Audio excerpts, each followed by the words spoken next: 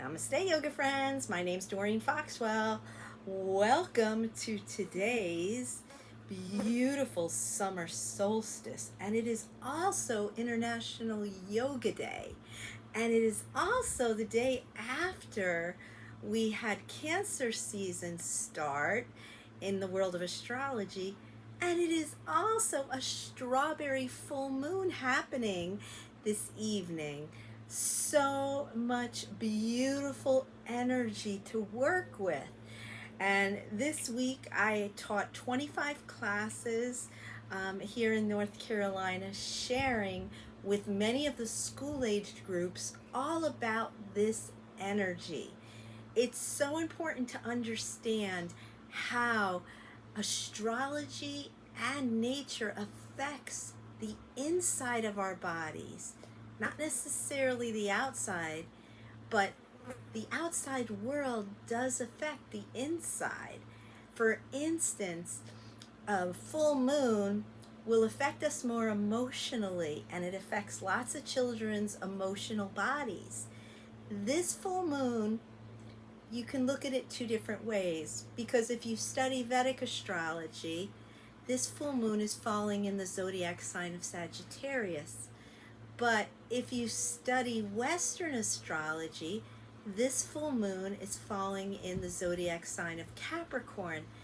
They are two different energies. You see, Sagittarius, that is a get up and go kind of energy.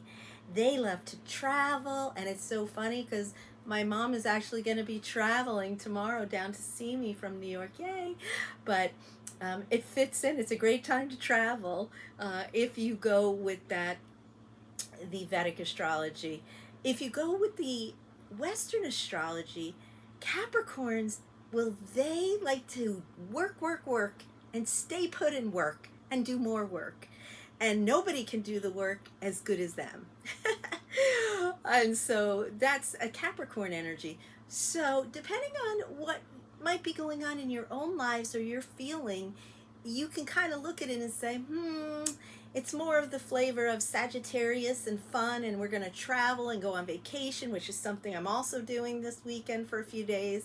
And so for me, it might be fitting more because work is going to go onto the back burner for just a couple days. And then it'll be waiting for me when I come back from my little beach vacation with my mom. So that's just one thing going on in these past few days or happening tonight.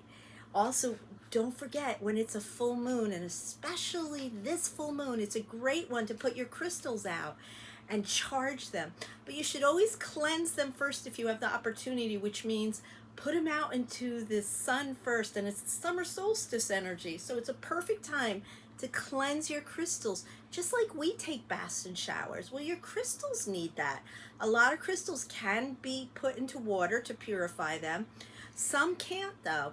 And so if you're not sure, all crystals can go out in the sunshine, but amethyst, purple crystals, they should not be out long in direct sunlight. It will change the color. And there's some other ones. I had tanzanite that changed on me, I believe.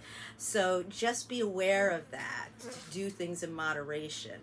But most of your crystals are very safe to go out in the sun first and get cleansed, and then to be recharged, to put energy back into them. That is what the full moon does for your crystals. It's like plugging it into a light socket or so. And then I also want to share with you, being that we went into Cancer season. Cancer is a water sign, and this again is Western astrology.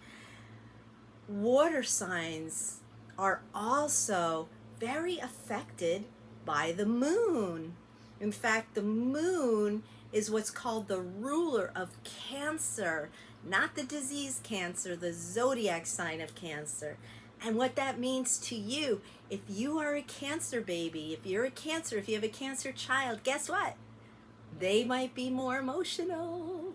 This moon might affect them more. So just keep that in mind, especially when you're dealing with their emotions. I did notice today, especially in classes, the kids and children were super hyper. So we did a lot of meditating with them and a lot of things to have them calm their senses and to ground them. And grounding simply means just having them connect with their bodies and their breath. And so I think I've touched on everything going on in these couple days. I hope that you have a beautiful summer solstice and International Yoga Day. Today's the 10-year anniversary of that holiday. Yogis across the world are celebrating today, doing 108 sun salutations. And that's one of the ways they celebrate, but also just kids and adults everywhere are celebrating International Yoga Day. I wish I was actually in New York to do it. I would have been in the middle of Times Square again doing it, although it's so hot, maybe not. I would have been at Yankee Stadium. They were having a very special International Yoga Day game, giving away yoga mats and bags to the first, I forget how many people, 1,000 or more people that came. And so I send you many sun salutations and blessings on this beautiful summer solstice, strawberry full moon. I like to call it the pink full moon, but that's another moon. But the strawberry full moon. May you be blessed. May your children feel loved. And I will see you next time. Namaste.